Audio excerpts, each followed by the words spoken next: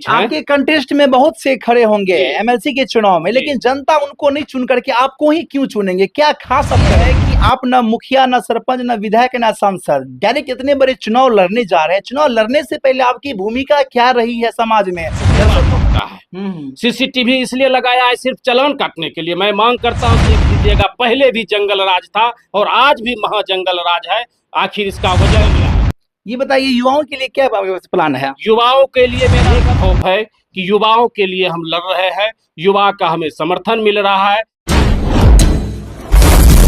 नमस्कार, आप देख रहे हैं पब्लिक सपोर्ट 24। में हूं आपके साथ प्रमोद कुमार। आज मेरे साथ एक खास मेहमान है जिनका नाम है संजीव कुमार पोद्दार, जो एमएलसी का चुनाव लड़ने जा रहे हैं। दोस्तों, कुछ ही महीने बाद जो है एमएलसी का चुनाव है। हम जानने का प्रयास करेंगे एमएलसी का चुनाव क्यों लड़ने के लिए जा रहे हैं, इनके पास क्या विजन है, क्योंकि एमएलसी का चुनाव एक बड़ा चुनाव होता है जो कि 14 जिलों में होता है। दोस्तों, 14 जिलों में एक एमएलसी होते हैं। जानने का प्रयास करेंगे इनकी क्या योजना है और ये किन किन मुद्दों पर चुनाव लड़ने जा रहे हैं। सर, बहुत बहुत स्वागत आपका पब्लिक सपोर्ट में। जी, आपको नमस्कार। आपके चैनल के माध्यम से पूरे कोसी क्षेत्र बिहार वासियों को मेरा नमस्कार। मैं डॉक्टर संजीव कुमार पोद्दार, प्रत्याशी कोसी स्नातक निर्वाचन क्षेत्र। कैसे हैं आप? जी बस ठीक ठाक हैं, आप लोगों के सहयोग आशीर्वाद से। मतलब एमएलसी का चुनाव लड़ने के लिए जा रहे हैं, क्या मन में विचार आया जो इतनी बड़ी योजना बना ली है? जी जो अभी तक लगातार हम देखते रहे सर कि सबसे ज्यादा पीड़ित और प्रताड़ित हमारा युवा समाज रहा। जी। हमारा शिक्षक समाज रहा। और जो अभी सरकार के तरफा वोट टोकरी से टोकरी देकर सरकार बनाने का काम किया, वह आंगनबाड़ी सेविका, सहायिका, जीविका दीदी, टोटल स्कीम वर्कर, जी। आज वह पीड़ित और प्रताड़ित है। जब उसके पास दुखों का भंडार है, उदाहरण स्वरूप दे दे सर कि आज हाल के दिनों देखे होंगे कि TRE 4 वाले जितने शिक्षक अभ्यर्थी थे वो अपने वाजिब मांग के लिए पटना गए थे और उनको बदले में गर्मा गर्म लाठी से पीटा गया। क्या इसी के लिए लोगों ने वोट किया था? आज शिक्षकों को होली और ईद जैसे त्योहार में वेतन नहीं मिलता है, शिक्षकों का ऐच्छिक स्थानांतरण नहीं हो पाता है, शिक्षकों के साथ लगातार समस्याओं का अंबार लगा रहता है, फिर भी आज दिन तक उनका निदान नहीं हो पाया। आप देख लीजिए, वित्त रहित विद्यालय महाविद्यालय के शिक्षक जो लगातार सरकार बनाने का काम किया है, लगातार जो है शिक्षा के क्षेत्र में उन्होंने अपना खाकर भूखे पेट रहकर जो है मदद किया, लेकिन आज भी वो अपने वाजिब हक के लिए भटक रहा है। कोई भी सरकार ने अभी तक यह नहीं कहा कि जो है वित्त रहित शिक्षकों को भी वेतन मिलना चाहिए। मेरा मांग है संगठन के अनुसार उसको रखिए, लेकिन उसको वेतनमान निर्धारित कीजिए। मेरा सवाल ये है कि आप ना मुखिया, ना सरपंच, ना विधायक, ना सांसद, डायरेक्ट इतने बड़े चुनाव लड़ने जा रहे हैं। चुनाव लड़ने से पहले आपकी भूमिका क्या रही है समाज में? दर्शक को बताइए पहले। जी, समाज में हम लोग सोशल वर्कर के रूप में लोगों के बीच रहे। आप ज्वलंत मुद्दा को लेकर हम जो है आवाज उठाते रहे, तो समाज के लोगों, युवाओं ने हमको प्रोत्साहित किया, भैया कोसी क्षेत्र से आप चुनाव लड़िए, हम लोग आपके साथ हैं। जैसे अभी रोड एक्सीडेंटल की मुद्दा ले लीजिए, एक भयंकर मुद्दा है, हर घर में मातम छाने जा रहा है, लेकिन इस पर आज दिन तक सरकार ने कोई ठोस पहल नहीं किया। मैं कहना चाहता हूं उन सरकार से कि आखिर यह घटना रुकेगी कैसे? अगर रोड पर रात्रि में चलने के लिए चालक को आसान हो जाए, पूरे हाईवे पर स्ट्रीट लाइट की अगर व्यवस्था कर दें, उसके बाद जो है ट्रैफिक पुलिस की व्यवस्था कर दें, जहां जहां चौक चौराहे गोलंबर की व्यवस्था कर दें, स्पीड कंट्रोल करने के लिए स्पीड नियंत्रण यंत्र की व्यवस्था हो, और रोड को 2 वे किया जाए। देखिए, अब 80% जो है घटनाएं रुक जाती है। सीसीटीवी भी लगाना चाहिए। सीसीटीवी कैमरे लगे। अब पुलिस लिखा रहता है, पुलिस गाड़ी आपकी सेवा में, पुलिस गाड़ी रोड पर बैठ के मेवा फेंकता है।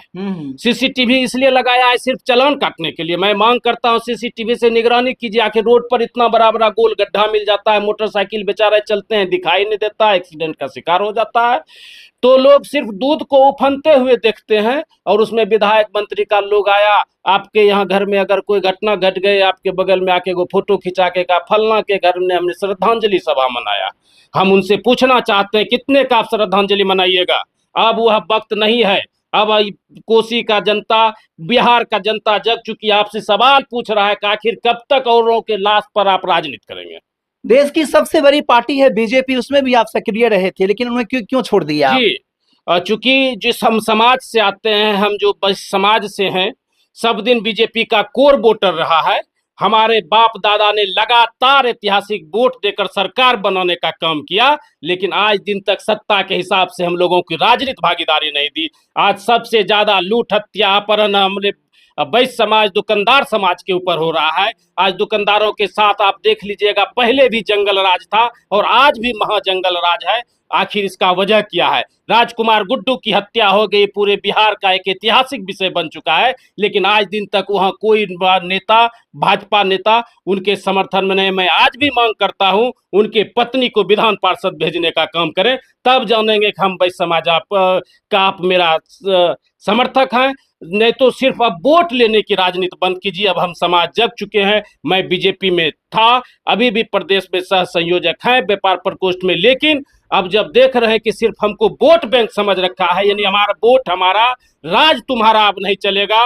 वोट अगर हमारा है हमें वाजिब हक देना होगा, अन्यथा अब हम पूरा समाज जग चुके हैं अपने अधिकार के लिए लड़ने के लिए, और कह देना चाहते हैं हमसे तुम हो, तुमसे हम नहीं। आओ गिन के देख लो, अब हम समाज भी किसी से कम नहीं। ये बताइए युवाओं के लिए क्या प्लान है? युवाओं के लिए मेरा सबसे पहला प्लान है कि जो है उसको रोजगार मिले। आज जितने कल भी देख रहे थे, जो अभी मद निषेध वाला युवा परीक्षा देने आ रहे थे, ट्रेन के बाहरी भीड़ में जिस तरह से जो जानवर को ठूस कर, वो कोई व्यवस्था नहीं है उसके लिए। युवाओं को रोजगार नहीं मिल पा रहा है। सारे बिहार के युवा जो है ग्रेजुएट पीएचडी करके अभी भी रोड पर बैठे हुए हैं। एक और सरकार कह रहा है प्राइवेट इंस्टीट्यूट भी बंद कर दो। अब जो भी युवा पढ़ लिख के नौकरी नहीं मिलता है, अगर वह प्राइवेट इंस्टीट्यूट भी नहीं चला पाता है, क्या करना चाहिए उसको? इसलिए हम लोगों को पहले युवा को रोजगार चाहिए। यह देश युवाओं का है, नौजवानों का है। बिल्कुल। तो मैं सरकार, जब मैं मांग करता हूं और जब हम लोग युवा के सहयोग से अगर सदन में जाते हैं, तो मेरी पहली बात होगी युवाओं को रोजगार।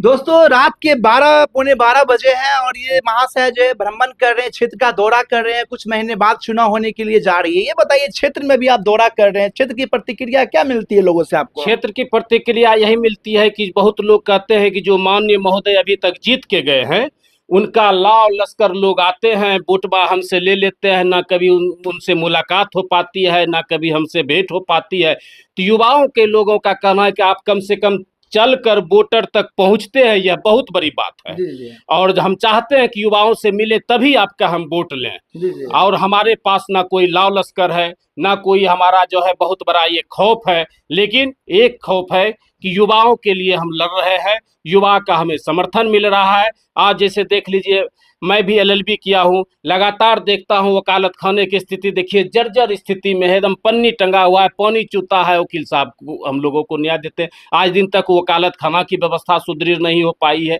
ऐसी तमाम बातों को लेकर हम लोग समाज के बीच हैं। आपके कंटेस्ट में बहुत से खड़े होंगे एमएलसी के चुनाव में, लेकिन जनता उनको नहीं चुन करके आपको ही क्यों चुनेंगे? क्या खास अब करेंगे? जो अभी जितना मुद्दा बताए उस खास में हमारा पहला मांग है कि जो है अपराध पर नियंत्रण हो, दुकानदार व्यापार भाइयों की सुरक्षा हो, युवाओं को रोजगार मिले, शिक्षकों की जितनी भी समस्याएं हो उसका अस्थायी निदान हो, वित्त रहित विद्यालय महाविद्यालय के शिक्षकों को वेतनमान घोषित हो, आपके जो जितने स्कीम वर्कर हैं उसको जो है वेतनमान की बात हो, वकालत खाना की स्थिति सुदृढ़ हो, और जितने हमारे लोग हैं जो बाहर में पलायन कर चुके हैं, उस तरह के लोगों को हम लोग जो है रोजगार उपलब्ध कराकर उनको आगे बढ़ाने का काम करेंगे। क्या लगता है जनता आपको मौका देगी? बिल्कुल, जनता ही ऐसा है जो सबको मौका देती है, और जनता इसलिए विशेष मौका देगी कि जो सत्ता पक्ष के लोग हैं वह कभी अपनी ठोस आवाज सदन में नहीं उठा पाते हैं, क्योंकि वह उनका तोता बना हुआ है। और जनता इस बार चाह रही है कि मेरे बीच से, हमारे वोट से अगर जीत कर जाती है तो जनता का दबदबा मेरे ऊपर रहेगा। वह कहेगा कि आप भाजपा राजद जेडीयू के वोट से नहीं है, आप जनता के वोट से हैं, इसलिए जनता के बीच हमको काम करना ही पड़ेगा, नहीं तो फिर जनता हमको उखाड़ के भी फेंक देगी। अच्छा, 14 जिला में भ्रमण कर रहे हैं, सबसे ज्यादा कौन सी जिला में समस्या देखने को आपको मिला है? कोसी क्षेत्र का लगभग जिला सर समस्या से ग्रसित क्षेत्र है, बाढ़ से, सुखाड़ से। बेरोजगारियों से, तो इसलिए लगभग जिला है थोड़ा सा भागलपुर एक संपन्न जिला है, पूर्णिया कुछ ऐसा थोड़ा सा संपन्न जिला है, जिससे हम लोग का खगड़िया देख लीजिए, और जिला अभी जो एक नया निकाल दिया कि जिस गांव में जो है जो ग्रामीण जिला क्षेत्र है उसको गैस कनेक्शन अब 45 दिन के बाद भूखमरी के कगार पे है। हमारे बिहार के युवा पटना में गए थे, उनका एक उड़ान था, एक सपना था कि हम जो है पटना में रहकर पढ़ाई करेंगे, गांव इलाके का नाम रोशन करेंगे, लेकिन भूखे भजन न हो ही गोपाला, समझो अपने कुंठी माला। भैया अब जा भूखल है, कितना दिन वह पढ़ाई लिखाई करेगा? इस और भी सरकार को ध्यान देने की जरूरत है। चलिए, जाते जाते तमाम दर्शक आपको देख पा रहे हैं, क्या कुछ कहना चाहेंगे अंत में? बस तमाम दर्शकों से, हमारे युवाओं से, नौजवान साथियों से, सामाजिक राजनीतिक कार्यकर्ताओं से आग्रह करना चाहते हैं कि इस बार आप अपने भाई के हाथों को मजबूत करें, इनकिलाब जिंदाबाद करें, ताकि मैं आपके बीच कभी नेता बनकर नहीं, आपका भाई बनकर, आपका सेवक बनकर, आपकी आवाज को, हक हकूक की लड़ाई को लड़ते रहेंगे, इनकिलाब जिंदाबाद करते रहेंगे। जय हिंद, जय कोसी, जय बिहार। चलिए, पब्लिक सपोर्ट से बात करने के लिए आपका बहुत बहुत धन्यवाद। Thank you sir. तो ये थे मेरे साथ डॉक्टर संजीव कुमार पोद्दार जी, जो कि एमएलसी का चुनाव करने के लिए ठान लिए हैं दोस्तों, और रात के 12 बजे हैं, और 12 बजे रात में भी क्षेत्र का दौरा ये कर रहे हैं। और इनका कहना है कि अगर मुझे पद मिलेगा तो पद से पावर आएगा, और मैं जो काम करूंगा उसका दिखे, इस पे लिस्ट ही लिखा हुआ है। बाद बाकी इनके बारे में मेरा एक संकल्प है कि मैं अगर चुनाव जीतूंगा तो मैं फूल की माला नहीं पहनूंगा, मुझे समस्या की माला दीजिए, ताकि मैं समाधान करते रहूं, उसकी आवाज उठाता रहूं। क्या बात है। तो फूल की माला नहीं पहनेंगे, समस्या की माला पहनेंगे। पहले ऐसे नेता होंगे जो ये बात कर रहे हैं। बाद में इनके बारे में क्या कुछ कहेंगे, राय कमेंट करके बताएं। वीडियो को अधिक से अधिक शेयर कर दे। धन्यवाद। जय हिंद।